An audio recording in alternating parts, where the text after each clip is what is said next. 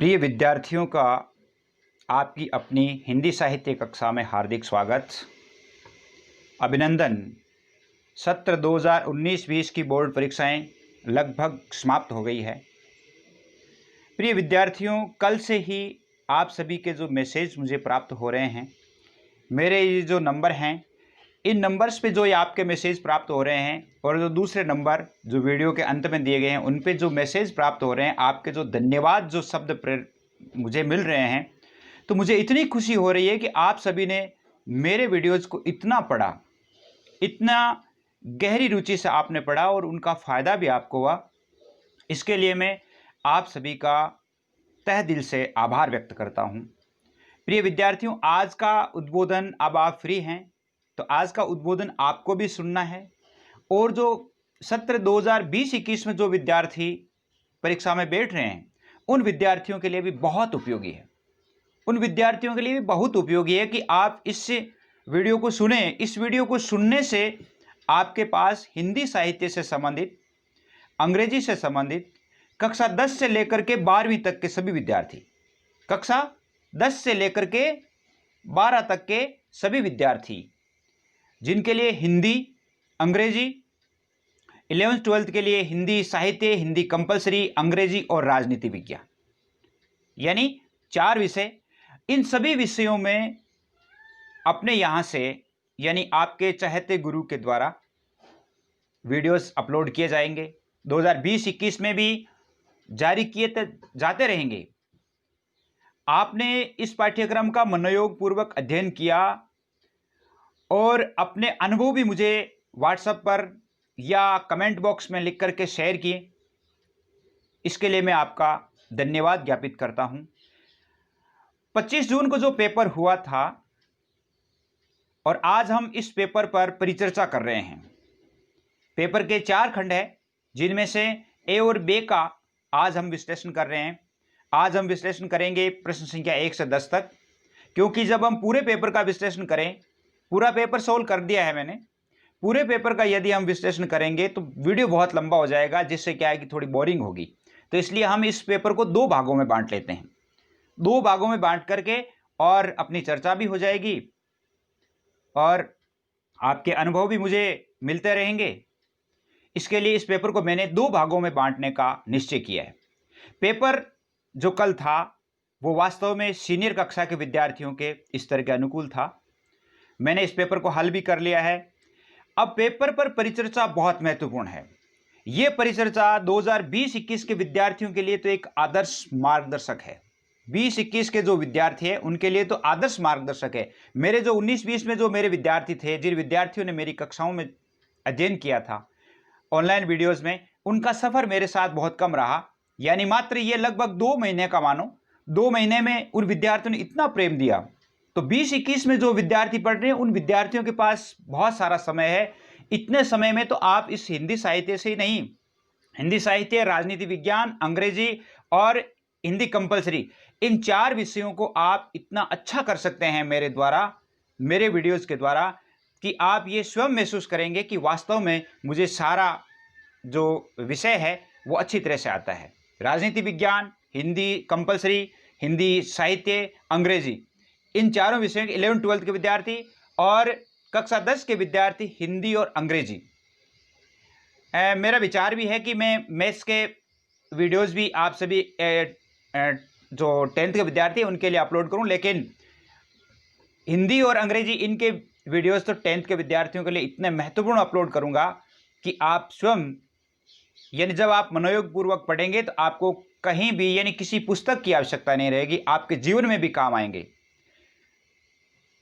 और 19-20 में जो विद्यार्थी मेरे साथ थे उन विद्यार्थियों से मैं एक अनुरोध करना चाहूँगा कि आपके छोटे भाई बहन जो हैं, उन छोटे भाई बहनों को आप अभी से जोड़ दीजिए, ताकि मेरा हौसला बढ़ता रहे, मुझे प्रेरणा मिलती रहे और मैं उन विद्यार्थियों का मार्गदर्शन करता रहूं।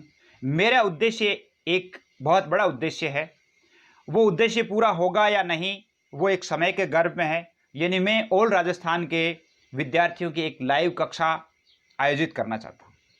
मेरा विचार है कि मैं संपूर्ण राजस्थान के जो विद्यार्थी हैं उनकी, जैसे हिंदी, अंग्रेजी, राजनीति विज्ञान और हिंदी कंपलसरी, इन विषयों की एक लाइव कक्षाएं आयोजित करूं और विद्यार्थी मुझे अपने कमेंट बताएं, अपने अनुभव साझा करें, जो शंका उनके या उनकी जो जिज्ञासा है वो मुझे बताएं और मैं उनकी जिज्ञासाओं को शांत करूं। तो मैं ये चाहता हूं कि जो अभी 20-21 के जो विद्यार्थी हैं, 20-21 में जो आने वाले विद्यार्थी हैं, उन विद्यार्थियों के लिए ये एक सुनहरा मौका है, गोल्डन चांस है। 19-20 में जिन विद्यार्थियों ने अध्ययन किया है वो विद्यार्थी उनसे अनुभव ले सकते हैं कि जो वीडियोज़ है वो कितने उपयोगी हैं।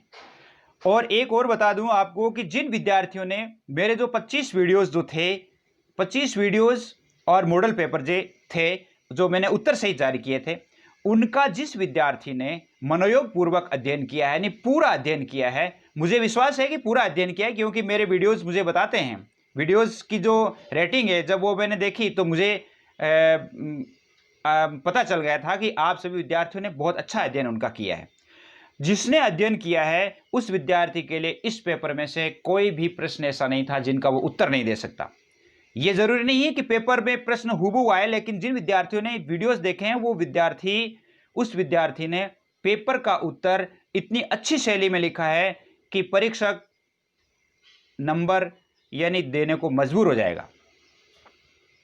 और कोई ऐसा प्रश्न भी नहीं जिनका उत्तर आप नहीं दे सकते हैं। आज की परिचर्चा हम ये जानने का प्रयास करेंगे कि प्रश्न पत्र को हल कैसे करें। 20-21 के विद्यार्थियों के लिए तो बहुत ही महत्वपूर्ण है। जैसे 19-20 वाले मेरे विद्यार्थी जो थे, जो मेरे आज व्हाट्सएप से भी जुड़े हुए हैं, हजारों विद्यार्थी ऐसे हैं जिनके कमेंट और जिनके जो समाचार है वो मुझे मिलते रहते हैं। लेकिन 20-21 में जो विद्यार्थी आ रहे हैं उन विद्यार्थियों के लिए तो ये बहुत अधिक उपयोगी वीडियो है। जैसे आप अपनी जो कक्षाएं हैं वो आगे जारी होती रहेगी। आप इस चैनल को सब्सक्राइब कर लें, आप इस चैनल को सब्सक्राइब कर लें। जो ही यहाँ से कोई वीडियो अपलोड होगा तो वो आपके नंबर पे नोटिफिकेशन आ जाएगा और आप उस पार्ट को पढ़ेंगे। पढ़ करके मुझे जिस प्रकार मेरे 19-20 के विद्यार्थियों ने जो मुझे अपना फीडबैक दिया, जो अपने अनुभव दिए या आपकी जो जिज्ञासाएं हैं वो मुझे ज़रूर भेजें, ताकि मैं आपकी जिज्ञासाएं शांत करूं। और मैं एक ही बात समझता हूं, मैं यही मानकर चलता हूं कि विद्यार्थी की जिज्ञासा शांत करना शिक्षक का कर्तव्य होता है और अपने गुरु का सम्मान करना एक विद्यार्थी का कर्तव्य होता है। तो अपने बीच में ये एक संबंध इसी प्रकार बना रहे और राजस्थान के सभी विद्यार्थी एक दिन एक लाइव कक्षा का आयोजन हम करें और आप सभी विद्यार्थी अपने घर बैठ करके और एक लाइव कक्षा में जो आपके चाहते विषय हैं वो पढ़ें। मेरी ये एक दिली इच्छा है। 19-20 के जिन विद्यार्थियों ने मेरी कक्षाओं का अध्ययन किया है उन सभी विद्यार्थियों से मेरा एक अनुरोध यह है कि आप अपने छोटे भाई बहनों को, अपने रिश्तेदारों को, अपने साथ अपने विद्यालय में पढ़ने वाले जो विद्यार्थी हैं उन विद्यार्थियों से अनुभव जरूर शेयर करें, उन्हें अनुभव जरूर शेयर करें। क्योंकि अपना सफ़र तो थोड़ा कम रहा, क्योंकि लगभग 2 महीने से और ज़्यादातर विद्यार्थी जो जुड़े हैं वो पिछले 1 महीने से ही जुड़े हैं। 1 महीने में जो है हजारों विद्यार्थी हैं वो जुड़ चुके हैं और विद्यार्थियों ने अनुभव भी दिया है और अच्छा फीडबैक दिया है। तो मैं बहुत खुश हूँ, बहुत खुश होकर के मुझे ये वीडियो जारी करना पड़ा, क्योंकि कुछ विद्यार्थियों के कमेंट भी थे कि आप इसके उत्तर भी अपलोड करें। तो उत्तर अपलोड करते समय मैं ये सोच रहा हूँ कि जो ये 2 वीडियोज़ जारी कर रहा हूँ, ये 2 वीडियोज़ में तो अपनी परिचर्चा भी हो जाएगी, मेरी बात भी हो जाएगी और मेरा उद्बोधन भी आप तक पहुँचेगा।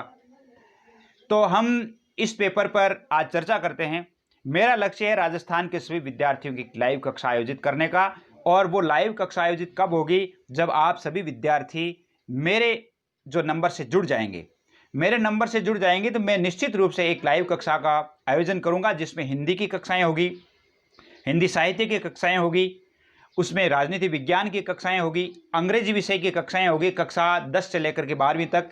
और 10वीं 12वीं के विद्यार्थियों को हो सकता है अगर समय मिला तो मैं गणित की कक्षाएं भी आयोजित करूंगा, क्योंकि मेरा जो अनुभव है, क्योंकि मैंने गणित भी बहुत समय तक पढ़ाया है 10वीं कक्षाओं को, तो मैं ये आप सभी से अनुरोध करना चाहूँगा कि आप जुड़ें, इससे चैनल से जुड़ें, ताकि हम एक दिन एक लाइव कक्षा का आयोजन करें और लाइव कक्षा के साथ साथ आपके जो अनुभव है वो मुझ तक पहुँचे।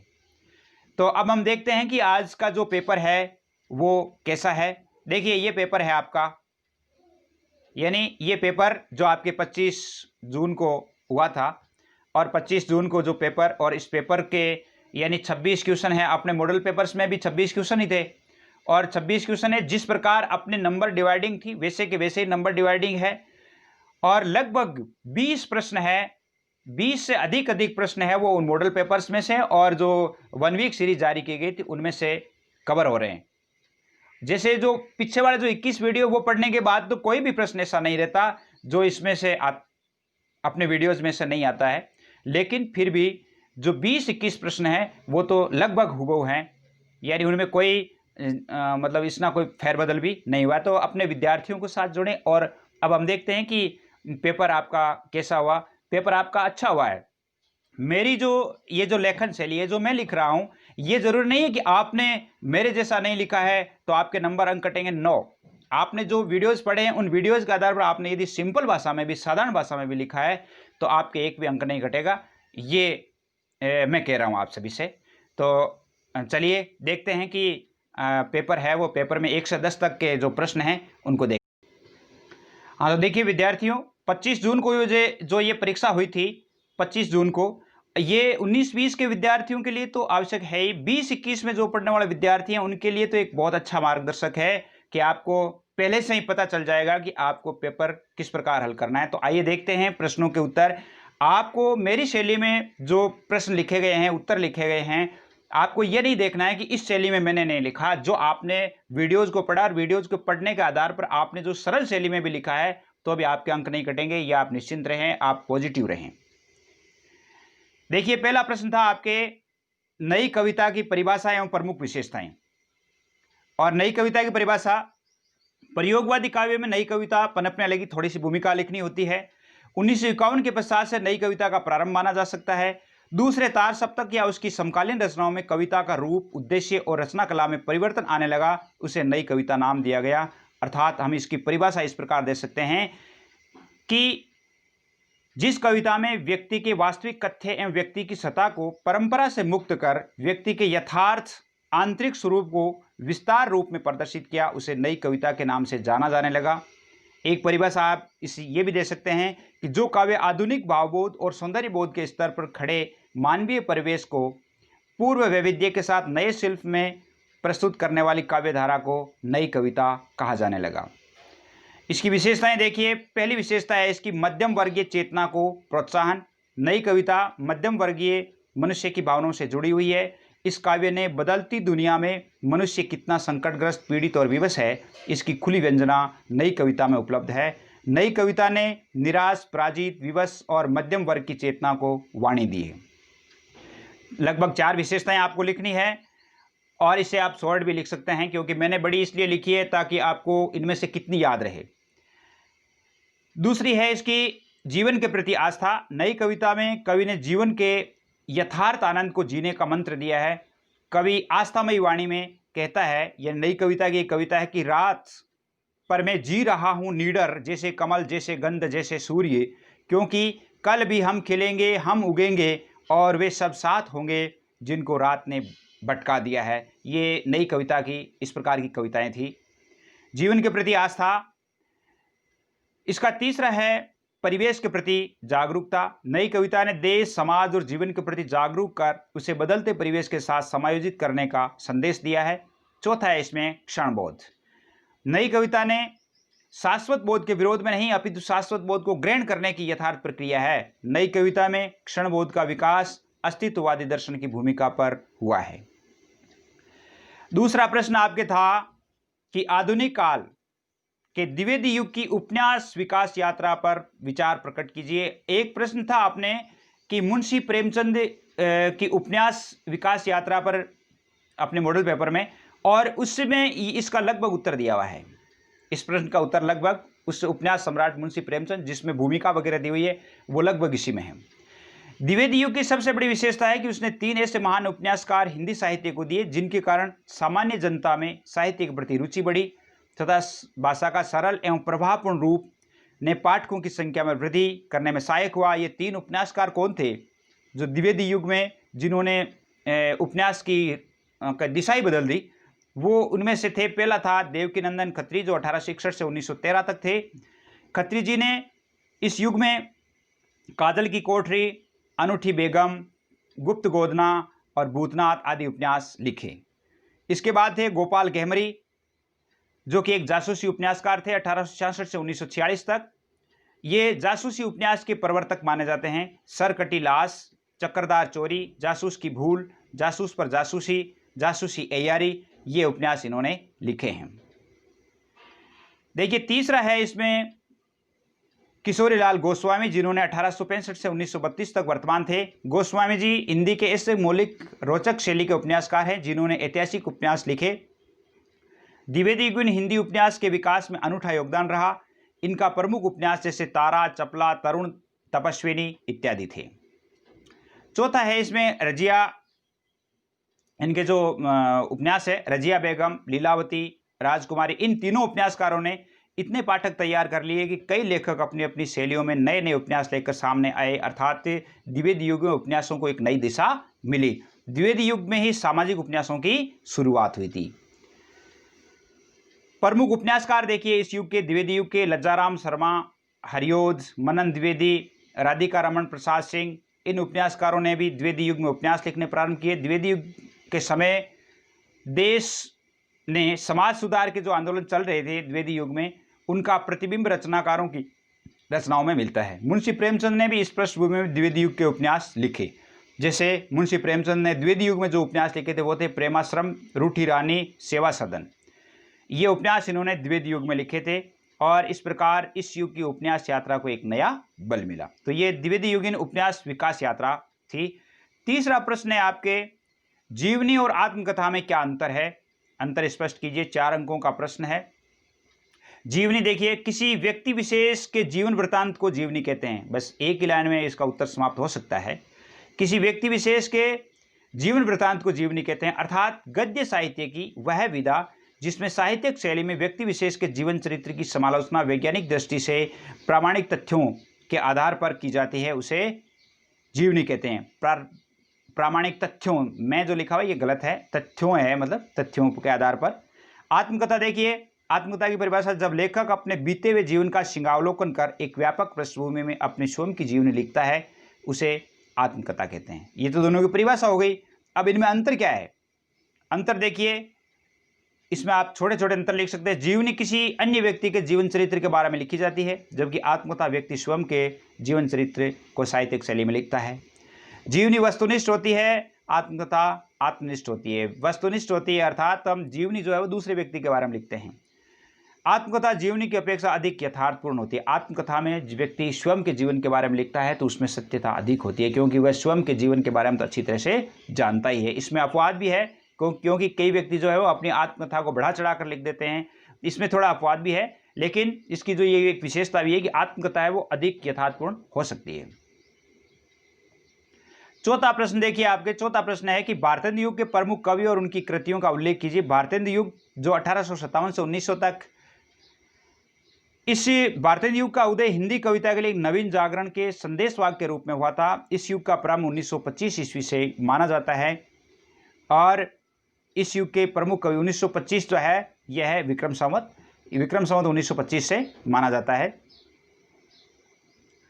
भारतेंदु युग के प्रमुख कवि देखिए, भारतेंदु हरिश्चंद्र 1850 से 1885 तक थे और हरिश्चंद्र ने लगभग 70 रचनाएं लिखी थी। इनमें जैसे प्रेम मल्लिका, प्रेम सरोवर, प्रेम फुलवारी, वर्षा विनोद, आपको 4-4, 5-5 रचनाएं चयन करके लिखनी है। बद्रीनारायण चौधरी प्रेमघन 1855 से 1923, जिसने मयंक महिमा, अलौकिक लीला, वर्षा बिंदु ये लिखे थे।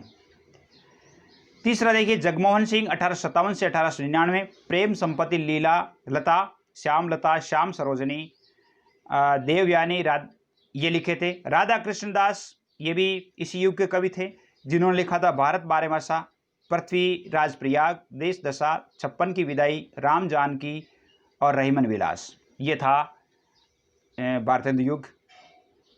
यानी चौथा प्रश्न। पांचवा प्रश्न है आपके, माधुर्य गुण किसे कहते हैं? 1 नंबर का ही प्रश्न है, 1 नंबर का छोटा ही लिखना है। जब किसी रचना को पढ़कर या सुनकर चित्त या अंतःकरण आनंद से द्रवित हो जाता है, उसे माधुर्य गुण कहते हैं। आपने काव्य गुण दोष का जो वीडियो जारी किया हुआ है उसमें सब कुछ लिखा हुआ है, अच्छी तरह से लिखा हुआ है, और ये श्रृंगार करण और शांतरस के लिए प्रयुक्त होता है।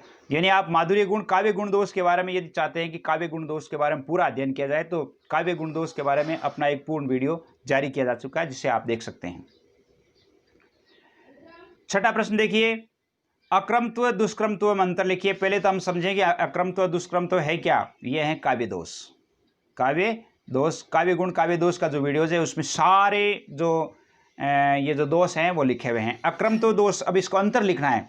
अक्रमत्व दोष में काव्य रचना में उचित अनुक्रम का अभाव होता है, जबकि दुष्क्रमत्व दोष में लोकशास्त्र विहित क्रम का अभाव होता है।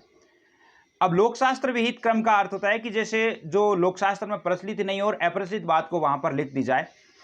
अक्रमत्व का अर्थ है कि जैसे में जिसमें क्रम नहीं रखा गया, वो क्रम से रखा जाना चाहिए था, वो क्रम जब भंग कर दिया जाता है वहाँ अक्रमत्व दोष होता है। अब आपको ये उदाहरण तो वैसे आपको देने की जरूरत नहीं है, लेकिन मैंने आपको समझाने के लिए, यानी 2020-21 में जो विद्यार्थी हैं और जो देख रहे हैं उन विद्यार्थियों को थोड़ा समझाना भी जरूरी है कि हम दुष्क्रमत्व को कैसे डिफाइन करें और अक्रमत्व को कैसे परिभाषित करें, कैसे समझे। तो दुष्क्रमत्व में देखिए, मारुत नंदन मारुत को मन को खगराज को वेग लजाए लोकशास्त्र विहित नहीं है, क्योंकि इनमें जैसे मारुत नंदन, जैसे हनुमान जब उड़ रहे थे तो उनके वेग को इन्होंने लिखा है केशवदास ने कि उनका जो वेग था मारुत को यानी पवन को और मन को खगराज यानी जो गरुड़ पक्षी है उनके वेग से भी अधिक था। तो सबसे जो ज़्यादा जो वेग होता है वो मन का वेग होता है, यानी यहाँ पर जो अंतिम रूप से जो है वो मन का वेग आना चाहिए, क्योंकि मन का वेग है वो सबसे अधिक होता है, इसलिए यहाँ पर खगराज को वेग, तो ये दुष्क्रमत्व दोष है। राम गए फिर वन में भरत पहुंचे कुछ दिन में, यहाँ पर ये जो फिर वन में और कुछ दिन में, यहाँ पर ये अक्रम है, यानी क्रम में नहीं है। राम गए फिर वन में भरत पहुंचे कुछ दिन में, यानी ये क्रम सही नहीं है। सातवां प्रश्न देखिए, हरिगीति का छंद की परिभाषा और उदाहरण लिखिए। ये प्रश्न रिपीट भी हो गया है, क्योंकि ये पिछले साल पहले बोर्ड पेपर में आ भी चुका है और भी आ गया है। तो ऐसा भी हो जाता है कई बार, कई प्रश्न है वो रिपीट पे हो जाते हैं। तो यहाँ से आप ये सीख ले सकते हैं कि जैसे बोर्ड पेपर 2019-20 है उसमें से भी कई प्रश्न है वो यानी 10-20% यानी 15% जो क्वेश्चन है वो रिपीट हो सकते हैं। तो हरिगीति का छंद ये एक मात्रिक छंद है जिसमें 28 मात्राएं होती है, 16-12 पर यति होती है और अंत में लघु गुरु होता है। इसका उदाहरण आपको लिखना है कि हम कौन थे, क्या हो गए हैं और क्या होंगे अभी, आओ विचारें आज मिलकर ये समस्याएं सभी। अपने यहाँ पर छंद से संबंधित आपके कोर्स में 12th कक्षा के कोर्स में जो 8 छंद हैं उन 8 छंदों का अलग से वीडियो बनाया हुआ है और उस वीडियो में बहुत अच्छे अच्छे सरल उदाहरण बताए गए हैं। उन उदाहरणों को, उन वीडियो को आप देख करके ज्ञान है वो प्राप्त कर सकते हैं। 8वां प्रश्न देखिए, द्रुत विलंबित छंद की परिभाषा एवं उदाहरण दीजिए। ये सब अपने जो पीछे जो प्रश्न थे इनमें से लगभग है वो अपने वीडियोज़ में जारी किए जा चुके हैं और कई प्रश्न तो ऐसे हैं जो मॉडल में से हुबहू आए हुए हैं। द्रुत विलंबित छंद ये एक वर्णिक छंद है, आपको पता है छंद है वो 2 तरह के होते हैं, मात्रिक और वर्णिक। ये वर्णिक छंद है जिसमें कुल 12 वर्ण होते हैं और इसका एक क्रम होता है, 1 नगण 2 भगण और 1 रगण। मेरे एक विद्यार्थी ने मुझे पूछा भी था कि सर इसमें 1 नगण 2 भगण और 1 रगण है, इसमें 1 मगण नहीं होता क्या? तो मैंने उसे मेरे व्हाट्सएप के माध्यम से मैंने उसे वापस बताया कि नहीं, आपको यही क्रम रखना है, 1 नगण 2 भगण और 1 रगण, यानी इसके जो याद है वो है नभ भर, यह नगण भगण भगण रगण नभ भर, इसको याद रखने का है। अब इसका उदाहरण देखिए, दिवस का अवसान समीप था, गगन था कुछ लोहित हो चला, तरु शिखा पर थी अब राजती, कुमलिनी कुल बल्लभ की प्रभा। ये था प्रश्न 8वां। और 9वां प्रश्न देखिए, अन्योक्ति अलंकार, जो अपने बहुत समय से अपन पढ़ रहे हैं और जैसे जो 3 मॉडल पेपर उनमें से 2 में ये प्रश्न है वो लगभग आया हुआ है। ये जो अपने इससे पहले जो काव्य शास्त्र से संबंधित जो मुख्य प्रश्न जो थे उन प्रश्नों में भी ये आया हुआ है। अन्योक्ति अलंकार, जिस पंक्ति में अप्रस्तुत या प्रतीक के द्वारा किसी वस्तु का वर्णन किया जाता है तो वहाँ अन्योक्ति अलंकार होता है और ये समासोक्ति अलंकार का विपरीत होता है। कई बार अन्योक्ति और समासोक्ति में अंतर भी पूछ लिया जाता है, तो आप ये देख सकते हैं कि इसमें प्रस्तुत के माध्यम से अप्रस्तुत की वंदना की जाती है समासोक्ति में, अन्योक्ति में अप्रस्तुत के माध्यम से प्रस्तुत का वर्णन किया जाता है। जैसे देखिए अन्योक्ति है, नहीं पराग नहीं मधुर मधु नहीं विकास इहि काल, अली कली ही सो मुझे और आगे कौन हवाल। ये राजा जयसिंह को समझा रहे हैं, बिहारी है वो राजा जयसिंह को समझा रहे हैं, यानी अप्रस्तुत है, अप्रस्तुत के माध्यम से वो उसे समझा रहे हैं, उदाहरण के माध्यम से उसे समझा रहे हैं इसलिए यहाँ पर अन्योक्ति अलंकार, मतलब कहने का अर्थ ये कि अन्योक्ति अन्य उक्ति, यानी व्यक्ति को समझाया जाता है तो किसी उदाहरण के माध्यम से, किसी प्रकार का कोई दृष्टांत देकर के। 10वां प्रश्न देखिए, विभावना अलंकार को उदाहरण से समझाइए। विभावना अलंकार को इतना अच्छा समझाया गया है कि विभावना अलंकार के जो 6 भेद है, 6 भेदों के उदाहरण और उदाहरण सहित समझाया गया है। विभावना अलंकार आपको लिखना है, जहां कारण के बिना कार्य की उत्पत्ति की विशिष्ट कल्पना की जाती हो वहां विभावना अलंकार होता है। उदाहरण है इसका, बिनु पद चले सुने बिनु काना, कर बिनु कर्म करे विधि नाना, आनन रहित सकल रस भोगी, बिनु बानी बक्ता बढ़जोगी। बिनु बानी बक्ता बढ़जोगी, ये विभावना अलंकार है। विभावना अलंकार का एक और भी उदाहरण है, लाखन ओट करो किन घूंघट चंचल नैन छिपैन छिपाए। अपने जो वीडियोज हैं उनमें बहुत अच्छे अच्छे उदाहरण दिए हुए हैं, आप उन उदाहरणों को अच्छी तरह से सहज ही यानी रुचि के आधार पर भी याद कर सकते हैं। तो देखिए आज का ये जो भाग था प्रश्न संख्या 1 से 10 तक का, धन्यवाद। क्योंकि जब हम पूरा पेपर हल करेंगे, पूरा पेपर हल किया हुआ है लेकिन हल कर लेंगे तो बहुत ज़्यादा लंबा हो जाएगा और आप सुन भी नहीं पाएंगे, इसलिए सभी विद्यार्थियों को धन्यवाद। और अधिक से अधिक विद्यार्थी इस विश्लेषण को आप पढ़ें, विश्लेषण को देखें और आगे आने वाले समय में भी इसी प्रकार, जिस प्रकार आप साथ देते आ रहे हैं उसी प्रकार मेरा साथ देते रहें। जय हिंद, जय भारत। और अगला जो पेपर होगा यानी दूसरा जो भाग होगा उसमें पूरे 11 से लेकर के 26 तक के जो प्रश्न है वो शीघ्र ही अपलोड कर दिए जाएंगे। शीघ्र क्या, लगभग कल ही अपलोड हो जाएंगे, कल या आज शाम तक भी अपलोड हो सकते हैं। अपलोड का काम चल रहा है। तो तब तक के लिए धन्यवाद। जय हिंद, जय भारत। एक बार पुनः आप सभी ने जो इतना सम्मान दिया इसके लिए बहुत बहुत धन्यवाद ज्ञापित करता हूं। जय हिंद, जय भारत।